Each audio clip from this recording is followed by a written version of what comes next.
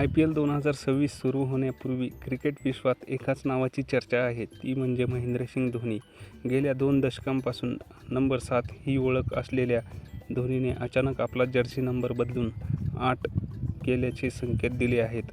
धोनीने स्वतः सोशल मीडियावर एक पोस्ट शेअर करत 7 नंबर नेहमीच माझ्या जवळ राहिला आहे, पण आज मी 8 नंबरवर स्विच करत आहे, असे म्हटल्याने चाहत्यांमध्ये खळबळ उडाली आहे. धोनीने 7 सोडून 8 नंबर का निवडला, यावर सोशल मीडियावर अनेक तर्कवितर्क लावले जात आहेत.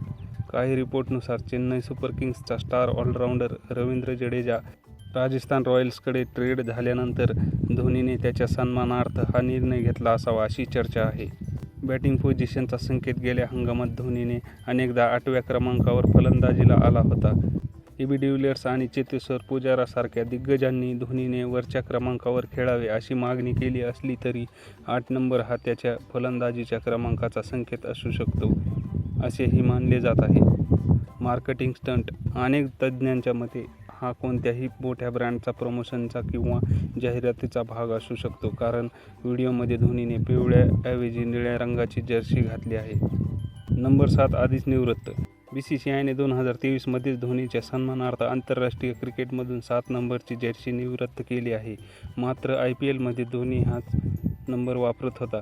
आता 8 नंबरच्या निवडीमागील अधिकृत कारण लवकरच स्पष्ट होईल, असे धोनीने आपल्या पोस्टमध्ये सांगितले आहे. धन्यवाद मित्रांनो. अशाच एकदम खास माहितीसाठी आपल्या चॅनलला नक्की सबस्क्राईब करा आणि व्हिडिओ शेअर करा.